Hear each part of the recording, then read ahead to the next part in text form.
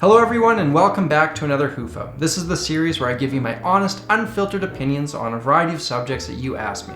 To get involved in a future one of these, follow me over on Instagram. Anyways, let's dive in. First off, we have Unsaira who asks my opinion on if music is a universal language. There's a couple ways to approach this. As far as listening goes, is there a music that transcends all, that everyone can enjoy regardless of culture? Personally, I don't think so. If you played a traditional Indian raga for the average fan of, country music, I don't think that they would stay engaged for all that long.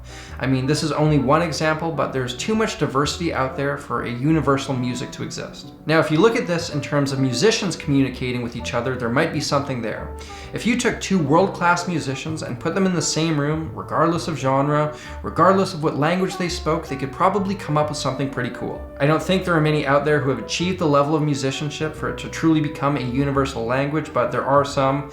The banjoist Bela Fleck comes to mind, as well as the bassist Avishai Cohen. Next up, B. Rowan asks if I think staying healthy aids in being a musician. Yes, absolutely. I am the biggest advocate of living a healthy, balanced life, which isn't to say you can't also make great music if your life is a total mess. I mean, a lot of the greats had serious personal issues. But the thing to remember is that their problems are not what made them special. I mean, if you need to be mentally or physically unhealthy to create great music, you probably aren't that good at it to begin with. The way I see it, you can abuse your body for a while, but it's eventually going to take its toll on all aspects of your life, music included. Now, I'm no saint, and it's nice to enjoy the carnal pleasures of the world now and then, but you gotta keep it in check. In my experience, the healthier I've been, the better everything, including music, has gone. I think you'll be hard-pressed to find many people who disagree with that. Moving on, we have an interesting question my friend Kevin asked. If given the chance, would I give Donald Trump a guitar lesson? Now, before I answer, I have never voted in a US election purely because I'm Canadian. But voting choice alone is not something that I judge someone's character by. There are good people who hold a wide range of beliefs. Personally, the majority of my beliefs don't line up with the current president, but there are people who voted for him who I have a lot of love and respect for. On to the question, would I give Donald Trump a guitar lesson? If it was a big publicized thing, absolutely not. I don't want to deal with the inevitable backlash that's going to come from that. I mean, even just putting this question in here is going to put some people off. Can you imagine if I taught the guy a guitar lesson? I would just prefer he never even asked me. However, if it was a private thing that few would ever find out about, I certainly would. I mean, for better or worse, the guy is fascinating, and to have a personal moment like a guitar lesson with someone of such importance would be really quite interesting. When you spend time teaching someone who wants to learn from you, you get to see a unique side of them. I'm not sure there are many historical figures from Genghis Khan to Gandhi that I would refuse a lesson to out of nothing more than curiosity. Jeffrey Dahmer would be one though. I would not want to be alone in a room with that guy. Okay, now we have City8695 who asks my honest, unfiltered opinion on what the best way to instantly improve stage presence is. It's an easy answer for this one: improve your musicianship. When you play live, you want to have spent so much time practicing that you don't even need to think about what you're doing. When you don't need to worry about the musical side of things, you can run around, jump about, whatever.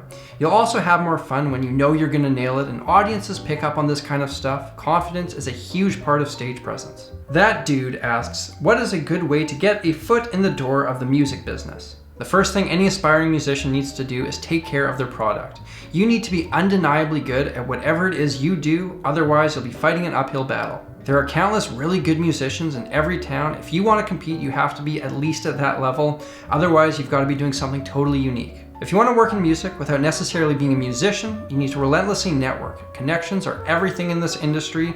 People want to help out qualified people that they like. Now, remember, when it comes to networking, there's a right way of doing it and a very wrong way of doing it. The right way is going about life looking to make real, genuine relationships. The wrong way is trying to make relationships purely to advance your career. It's extremely transparent when someone's trying to do this. Remember though, no matter how much you network, if you're not good at what you're offering, you're gonna get nowhere. Next up, Shane723 asks my opinion on whether it would be a bad idea to build his own guitar if he's only watched videos on how to do it. If you're building a guitar with the intention of using it as your sole instrument, your time and resources are probably better spent just buying one. When I worked in the music store, I saw many kids who were looking to buy parts for guitars that they'd built in woodworking class.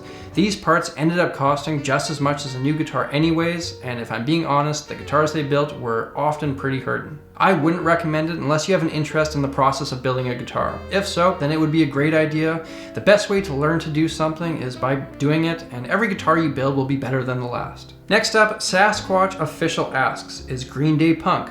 I think not, but my friends say otherwise. My answer would be, who cares? You either like it or you don't. I don't put a ton of value on musical labels. They help you pick a Spotify playlist, but besides that, what do they really matter? I suppose it can help document the history of music, but as a musician and a consumer of music, all I care about is how much I enjoy it. If somebody wants to set up arbitrary boundaries like genre as their prerequisite for what they enjoy, that just seems unfortunate for them. And last for today, Mr. Christopher Bean asks my hufo on what part of my playing has been the most difficult to develop and how did I do it? Great question. I think the most difficult thing to develop is tastefulness, or a musical instinct if you will. It's the ability to make something sound good whatever the setting, but it's also more than that, because when I was a kid, I used to think that what I was playing sounded good, whereas now I know it does or it doesn't. It's hard to explain, but there's a feeling I get when I'm onto something. It's like a light goes on deep inside when I know I've nailed it. Alternatively, I'm also very, very aware when things aren't going well. You can refer to this inner knowledge as maturity, a musician's instinct, the musical subconscious, and literally everything I've ever played, listened to, or practiced has gone into developing this. Everyone's intuition will be different because we all have such different experiences, but if you develop it, everyone has the ability to create something wonderful and unique through music. That about wraps it up. I hope you guys enjoyed this 9th installment in the Hufo series. I'll be doing another one of these in a few weeks, so make sure you follow me over on Instagram. My handle is @samuraiguitarist. All one word, no capitals. I've got merch over at www.shopsamuraiguitarist.com. If you'd like to hear some more of my hufos, hit that link up there. If you're new here, hit that subscribe button. As always, an extra big thank you to everyone who supports my channel through Patreon. I'm Samurai Guitarist. Until next time, I will see you again soon.